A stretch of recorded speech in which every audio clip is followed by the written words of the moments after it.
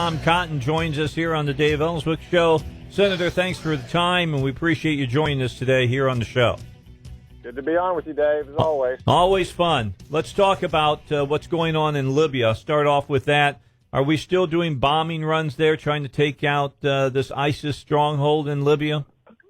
Well, Dave, as you know, we just conducted some aerial attacks outside of Sirte a couple of days ago. I don't want to speak about ongoing operations that may or may not be occurring. Unfortunately, I would expect that we're going to have to continue this kind of engagement in Libya in no small measure because of the very wrong-headed, hasty, slapdash fashion in which Hillary Clinton and President Obama intervened in Libya in 2011 to overthrow Muammar Gaddafi. And don't get me wrong, Muammar Gaddafi has been a bad guy for many years and was responsible for American deaths back in the 1980s and 1990s. However, after the Iraq War, he had turned over all of his weapons of mass destruction, and he had largely aligned with U.S. interests.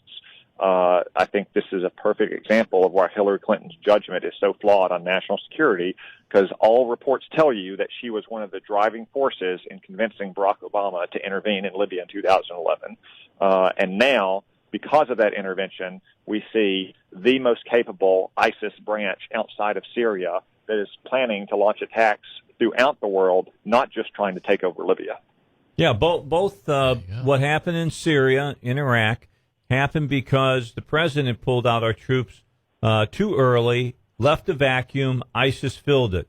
In Libya, we get rid of Gaddafi, we leave a vacuum, ISIS filled it. We're lucky they didn't fill it over in Egypt as well. Of course, our really good buddies, the Muslim Brotherhood, did that.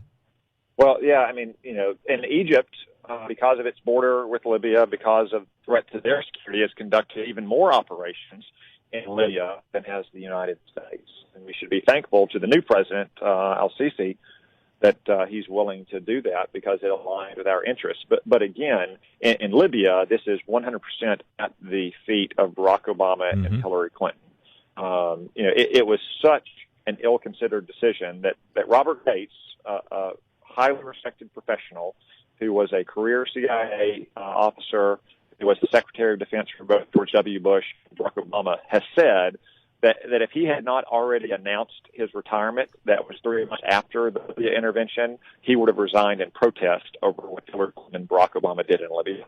Yeah, it was just a boneheaded thing. I agree with you wholeheartedly on that.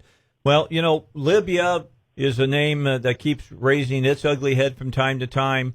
Another country's head that keeps coming up is Iran. $400 million this time goes to Iran. Your thoughts on this, Senator? Let me paint a picture for your listeners, Dave. Imagine at an undisclosed location, men are working with giant stacks of cold, hard cash, euros, rubles, francs. They're putting it on wooden pallets. They're wrapping it in shrink wrap. They load it onto an unmarked aircraft which flies across international borders to be delivered in the cover of night. I'm not describing a Mexican drug cartel. I am describing what the United States government did with the government of Iran, the world's worst state sponsor of terrorism, a government that still organizes death to America in its streets every Friday. You cannot make these things up. The United States government is acting like a drug cartel or a bunch of third world gun runners. The reason that President Obama gave them that $400 million was plainly a ransom payment for American hostages. Now, the Obama administration can dispute that all they want, but frankly, it doesn't matter what the Obama administration calls that payment. All that matters is what the Ayatollahs think about that payment. And they very, very clearly view it as ransom. They have said as much. And it has led to the predictable outcome of more Americans being taken hostage, in addition to God knows how much of that money being diverted to the Revolutionary Guard Corps, the shock troops of Iran that were responsible for the deaths of hundreds of Americans, and terrorist groups like Hamas and Hezbollah. Yeah, this president has no shame. I'm sorry, Senator. I don't know any better way of putting it. He has no shame. And to give this was money, and everybody says, well, it was Iran's money anyway. No, it was the Shah's money, to be honest. That was money that was set aside for the Shah, wasn't it? And so it goes back to a disputed contract before the Ayatollahs posed the Shah in 1979. But just think about, Dave, the coincidence that Barack Obama and his administration is asking us to believe. After 36 years of legal disputes about the proper ownership of this money and the possession of it and the rate of return and inflation rates, 36 years of being disputed, just coincidentally, they resolved the entire dispute the same weekend that Iran released American hostages and that the nuclear deal went into effect. I mean, the administration can engage in as much doublespeak as it wants, but I don't think many farmers in Arkansas would call that anything other than a ransom payment so Barack Obama could implement the nuclear deal with Iran without those hostages still being held. Absolutely amazing timing. This president has great timing, I'll say that. North Korea fired a missile, and it can reach the waters of Japan. Japan is very, very nervous about that. They're one of our prime allies. How does that play with the United States? Well, unfortunately, they've got missiles that can reach U.S. troops in territory as well, troops in South Korea and Japan and Guam, Hawaii and Alaska. This is not just an issue about our allies. It's an issue of our own territory and our soldiers, and our sailors, our airmen, and our Marines. So Japan and South Korea both are accepting improved missile defense systems against North Korean missile attacks. The United States has a very limited missile defense system, one that right now could probably deter a North Korean threat. But very soon, as North Korea continues to perfect its ballistic missile program, as well as build more nuclear warheads, could be overwhelmed.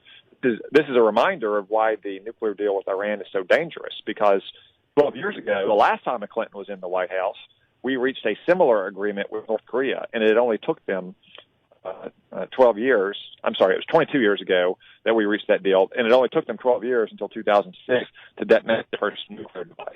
I worry that what we see in North Korea today, we will see it with Iran in the future, and it will be much more dangerous because Iran is so much larger, so much wealthier, and it sits at the crossroads of one of the most vital regions in the world. And much sooner, Tom.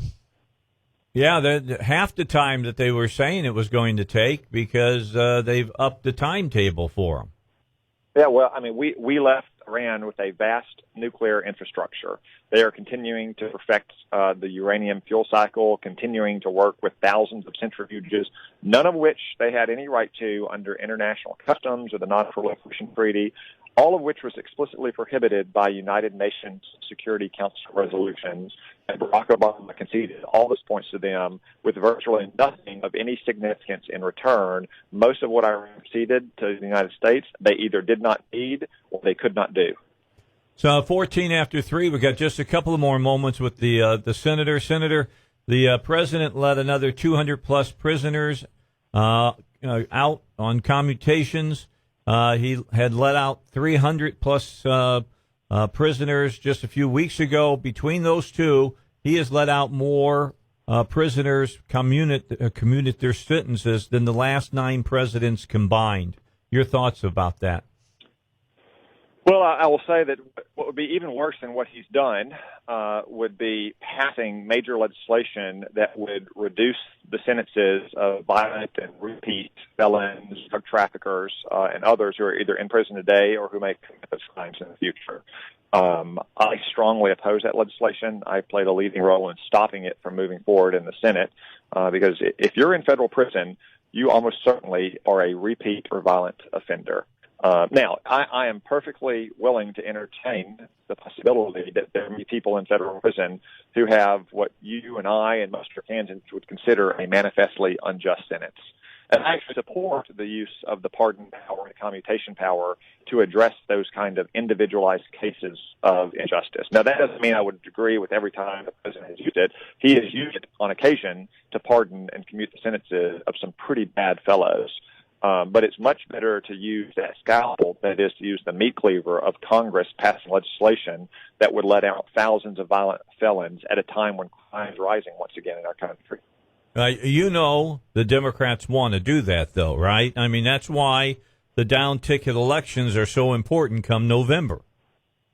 Yeah, look at what Terry McAuliffe, who has been a briefcase carrier for the Clinton family for decades, tried to do in Virginia.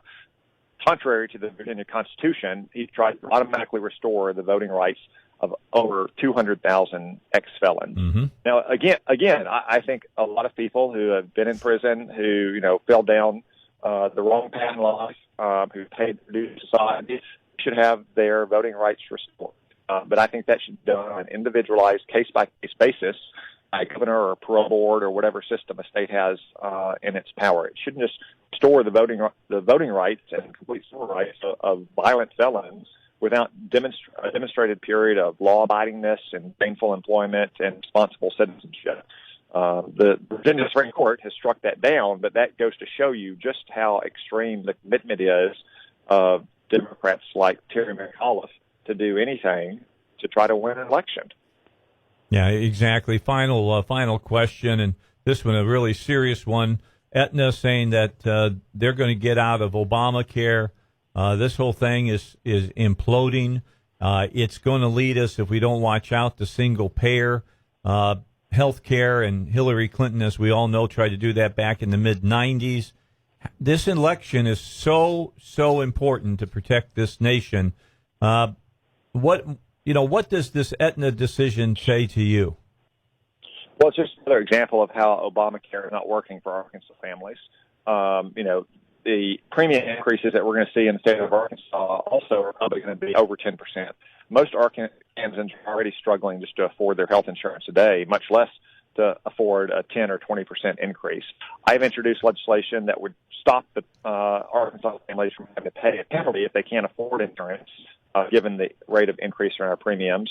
I hope that we can pass that before those premiums go into effect later this year. In the long term, though, we have to repeal Obamacare, and we have to replace it with real health care reform that focuses on the key problem, which is affordability of quality health insurance for families. If health insurance is affordable, then more people will be able to get health insurance. Donald Trump will sign that legislation if he's the president. Hillary Clinton will not sign it. And that's just one of many reasons why America will be more prosperous and safer with a Republican in the White House and a Republican Congress. All right. Senator, thanks for your time. We appreciate it. I know you're busy. Get back into that Intelligence Committee meeting, but don't take your iPad. Thanks, Dave. All right. Talk to you Thank later. you, Tom. Bye-bye now. All right. Senator Tom Cotton.